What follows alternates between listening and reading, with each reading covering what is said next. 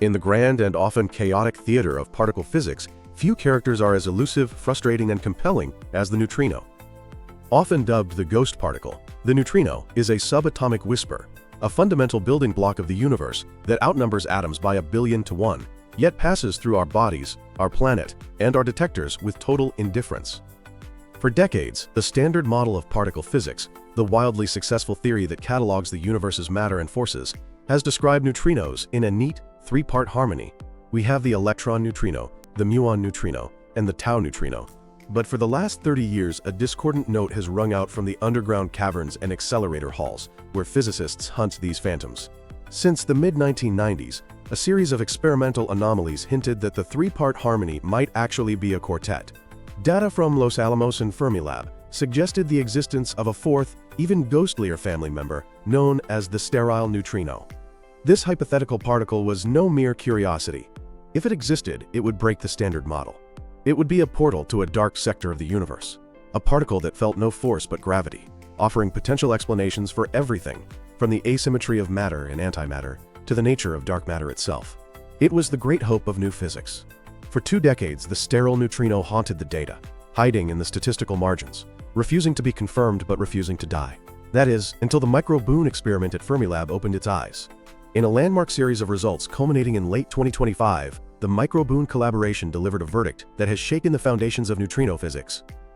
Armed with liquid argon technology that acts as a subatomic retina, MicroBooNE peered into the heart of the anomaly that birthed the sterile neutrino hypothesis. They found nothing. This is the story of that nothing. It is a story of a 30-year chase, of a technology that revolutionized how we see the invisible, and of a scientific triumph that, by finding nothing, has told us everything about where we must go next. To understand the weight of the MicroBooNE verdict, we must first understand the crisis it was built to solve. The story begins not at Fermilab but in the high desert of New Mexico in the 1990s, at the Los Alamos National Laboratory. In 1993, the Liquid Scintillator Neutrino Detector, or LSND, began an experiment designed to study neutrino oscillations. By then, physicists knew that neutrinos came in 3 flavors, electron, muon, and tau, and that they could morph or oscillate from one flavor to another as they traveled. This shape-shifting ability is a direct consequence of quantum mechanics and implies that neutrinos have mass, a revelation that had already earned a Nobel Prize. However, the rate at which neutrinos oscillate is determined by the difference in their masses. The standard model, combined with data from solar and atmospheric neutrinos, set strict limits on how fast these oscillations should occur. LSND looked for muon antineutrinos, transforming into electron antineutrinos over a relatively short distance of about 30 meters. According to the standard 3 neutrino picture, this transformation should have been rare to the point of invisibility over such a short baseline, but LSND saw something else. They detected a significant excess of electron antineutrinos, far more than the standard model could explain. The data implied that neutrinos were oscillating much faster than allowed, suggesting a mass difference that didn't fit into the 3 neutrino hierarchy. To make the math work, you needed a fourth mass state. You needed a fourth neutrino. This fourth neutrino had to be different. The existing 3 neutrinos interact with matter via the weak nuclear force, the force responsible for radioactive decay. We detect them because, very rarely, they strike an atom and exchange a W or Z boson. But precise measurements of the Z boson's decay width at the LEP collider in Europe had already proven that there are only 3 active neutrinos that feel the weak force. If a fourth neutrino existed, it could not interact via the weak force. It would be sterile, blind to the electromagnetic, strong and weak forces, feeling only gravity. It would participate in the oscillation game solely through quantum mixing with the active neutrinos. The idea was radical, but the LSND data was stubborn. The physics community was split. Was LSND a Nobel-worthy discovery, or a subtle experimental error? To settle the debate, Fermilab built the mini-BooNE experiment, or mini-booster neutrino experiment. Designed to operate at the same ratio of distance to energy as LSND, mini-BooNE was the referee. If LSND was right, mini-BooNE would see the same excess of electron neutrinos. Mini-BooNE ran for over a decade, collecting data that would become infamous. Instead of resolving the mystery, it deepened it. Mini-BooNE observed an excess of electron-like events, but not exactly where LSND predicted. More confusingly, they saw a large, unexplained spike in events at very low energies, the so-called low-energy excess. The mini-BooNE anomaly was a bump in the data graph that refused to go away. It looked like electron neutrinos appearing where they should, NT. It was consistent with some versions of the sterile neutrino hypothesis, but it was also messy. The problem was mini-BooNE's eye. The detector was a giant tank of mineral oil, Lined with photomultiplier tubes, it detected neutrinos by watching for the faint ring of Cherenkov light produced when a charged particle moved through the oil faster than light travels in that medium. Cherenkov detectors are powerful, but they have a fatal flaw. They struggle to tell the difference between an electron and a photon, or particle of light. Both produce fuzzy rings of light in the detector. If the MicroBooNE excess was electrons, it was evidence of oscillating neutrinos, and potentially the sterile neutrino. If the excess was photons, it was likely a misunderstood background process, like neutral pion decay, and the anomaly was just a mistake. MicroBooNE could not tell them apart. The ghost particle survived in that ambiguity. The physics community was left in a state of purgatory, with a 4.8 sigma anomaly that could be the biggest discovery in decades, or a simple instrumental limitation. Before MicroBooNE could be built, theorists had already constructed vast edifices on the foundation of the LSND and MicroBooNE anomalies. The most popular was the 3+1 model. The 3+1 model is the simplest version of sterile neutrino theories. It posits the 3 known neutrinos plus 1 heavy, sterile neutrino with a mass of around 1 electron volt. This sterile state mixes slightly with the electron and muon neutrinos, allowing muon neutrinos to oscillate into sterile neutrinos, which then oscillate into electron neutrinos over short distances. This double-step dance would explain why MicroBooNE saw extra electrons. The appeal of the 3+1 model was its simplicity. It required minimal changes to the equations. However, it was under siege from other directions. If sterile neutrinos existed, they should also cause muon neutrinos to disappear in other experiments, like IceCube or MINOS, but those experiments saw no such disappearance. This tension between appearance experiments like LSND and MicroBooNE and disappearance experiments forced theorists to get creative. If the simple 3+1 model didn't fit all the data, perhaps the sterile neutrino was more complex. Maybe the heavy sterile neutrino decays into a lighter neutrino and a photon, or a dark photon, inside the detector. This would look like an excess of energy. Perhaps the sterile neutrino is a portal to a hidden universe of particles, a dark sector of dark matter, dark photons, and dark scalars that interact amongst themselves but rarely with us. The MicroBooNE anomaly might not be an oscillation at all, but the debris of a dark sector collision. By 2015, the sterile neutrino had transformed from a simple oscillation fix into a gateway drug for exotic physics. The stakes were incredibly high. Confirming the MicroBooNE anomaly as new physics would be the first departure from the standard model since its inception. But to do that, physicists needed a better camera. They needed to see the difference between an electron and a photon. The resolution to the MicroBooNE crisis required a technological leap. It required the liquid argon time projection chamber, or LARTPC. In the mid-20th century, physicists used bubble chambers, vessels filled with superheated liquid that boiled along the tracks of charged particles. These chambers produced beautiful, intricate photographs of subatomic interactions, allowing physicists to distinguish particles by the specific curvature and energy loss of their tracks. However, bubble chambers were slow and hard to digitize. They were replaced by electronic detectors like MicroBooNE's Cherenkov tank, which were fast and digital, but offered fuzzy resolution. They could tell you something happened, but they couldn't draw you a picture of it. The LARTPC is the digital resurrection of the bubble chamber. It combines the massive target volume needed to catch elusive neutrinos with the high-resolution imaging of a photograph. MicroBooNE is a school bus-sized cryostat filled with 170 tons of liquid argon, cooled to -186 degrees Celsius. It sits in the path of the booster neutrino beam at Fermilab, just upstream of the old MicroBooNE detector. The principle of operation is elegant. When a neutrino smashes into an argon atom, it produces charged particles like protons, electrons, muons, and pions.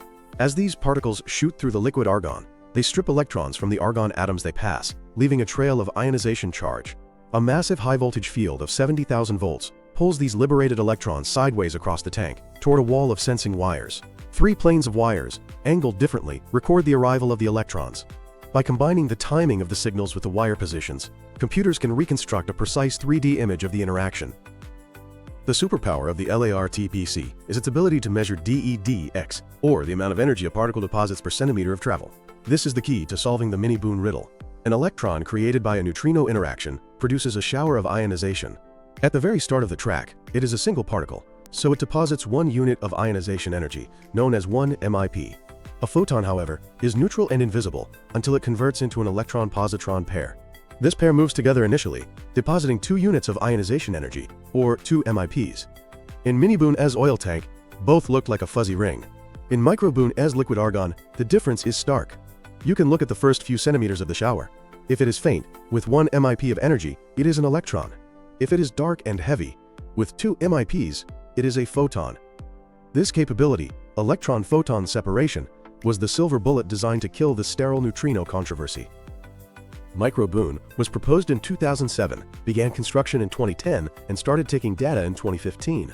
It was a massive collaborative effort involving nearly 200 scientists from 36 institutions across 5 countries. From the outset, the MicroBooNE team knew they were walking into a minefield. The mini-BooNE anomaly was controversial, and confirmation bias is a powerful drug. If they looked at the data as it came in, they might unconsciously tweak their algorithms to find the excess they expected. To prevent this, MicroBooNE adopted a strict blind analysis.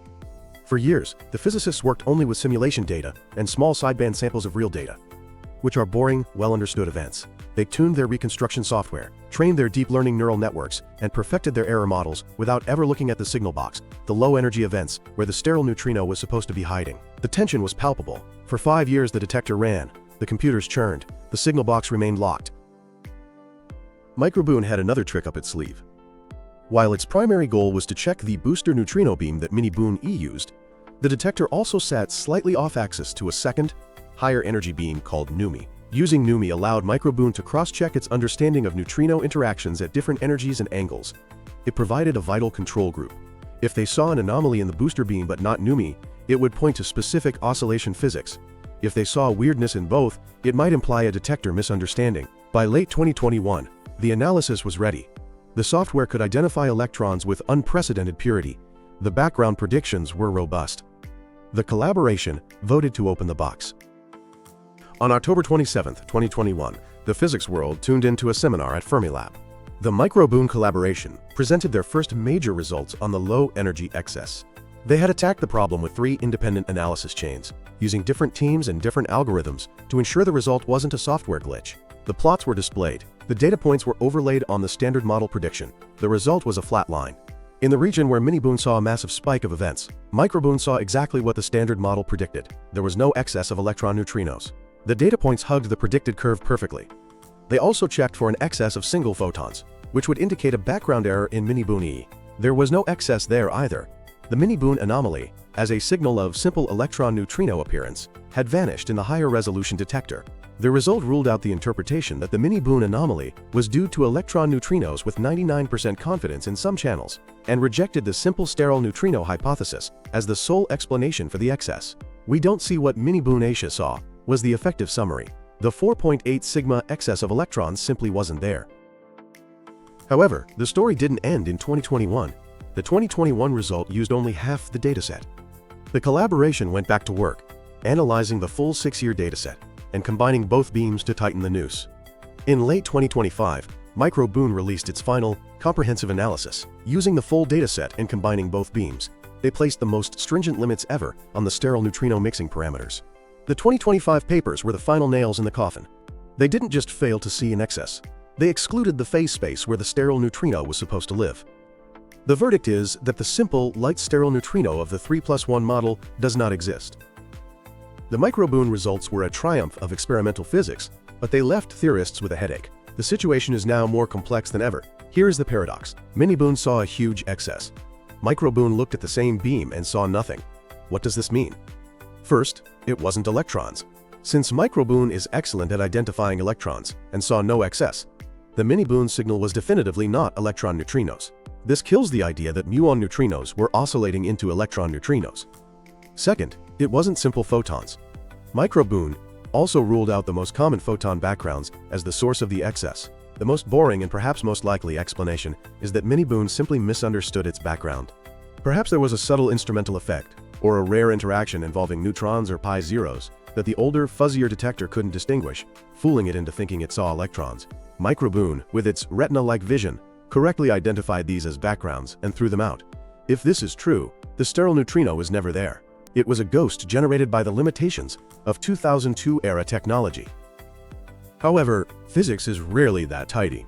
The fact that MicroBooNE didn't see the excess could mean the excess is made of something MicroBooNE threw away. MicroBooNE's analysis was tuned to look for standard electron-neutrino interactions. If the new physics looks very different, say a complex shower of dark particles, MicroBooNE's automated filters might have rejected it as junk or cosmic rays. This leads us to the dark sector.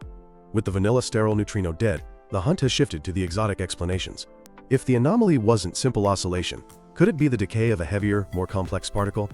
One surviving theory is the heavy neutral lepton. This is a heavier sterile neutrino produced in the beam. It travels to the detector and then decays. If it decays into an electron-positron pair, it would look like a double shower. MicroBooNE couldn't distinguish an electron-positron pair from a single electron because the rings overlap. MicroBooNE can. Alongside its sterile neutrino verdict, MicroBooNE published searches for these exotic decays. They looked for the dark tridents or heavy neutral lepton decays that produce electron-positron pairs. The result was null. They found no excess of electron-positron pairs.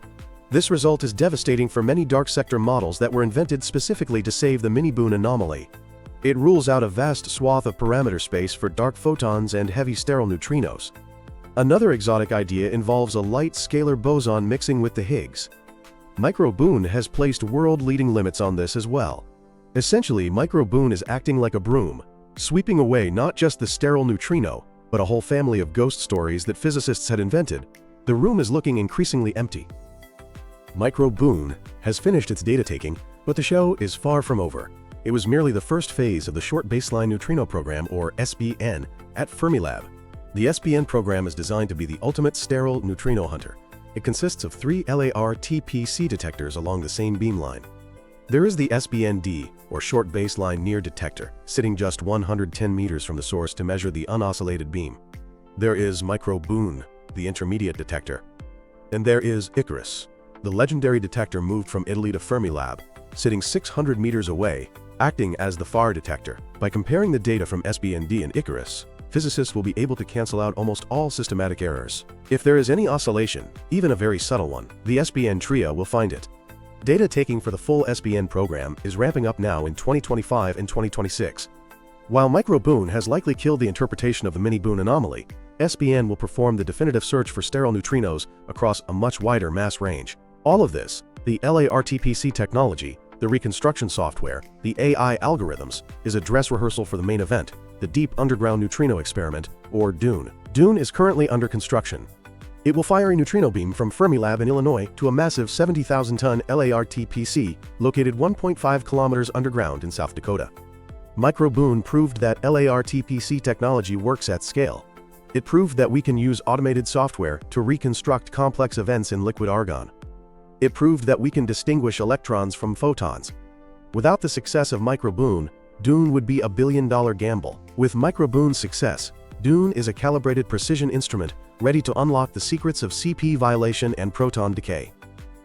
In science, a null result is often viewed by the public as a failure. Scientists searched for X and didn't find it. It sounds like a waste of time and money, but in physics, a null result is a powerful weapon. It is the razor that trims the hedges of theory. For 30 years, the sterile neutrino was a tantalizing possibility that distracted us, a loophole that allowed us to hope the standard model was easily broken. MicroBooNE has closed that loophole. By finding nothing, it has told us something profound. The standard model is far more resilient than we thought. The anomalies of the past were likely illusions of imperfect vision. The ghost particle has been silenced. The MicroBooNE anomaly, stripped of its sterile neutrino disguise, stands revealed likely not as a portal to a new dimension, but as a lesson in the difficulty of experimental physics. Yet the mystery isn't entirely gone. The universe is still full of dark matter, neutrino masses are still unexplained, and the asymmetry of the universe remains a puzzle. The sterile neutrino may not be the answer, but the technology built to hunt it, the liquid argon TPC, is the tool that will eventually find the real answers. MicroBooNE didn't find the ghost, but it built the ghost-busting gear that will serve us for the next 50 years. And in the dark, quiet chambers of the subatomic world, that is a victory that rings louder than any discovery.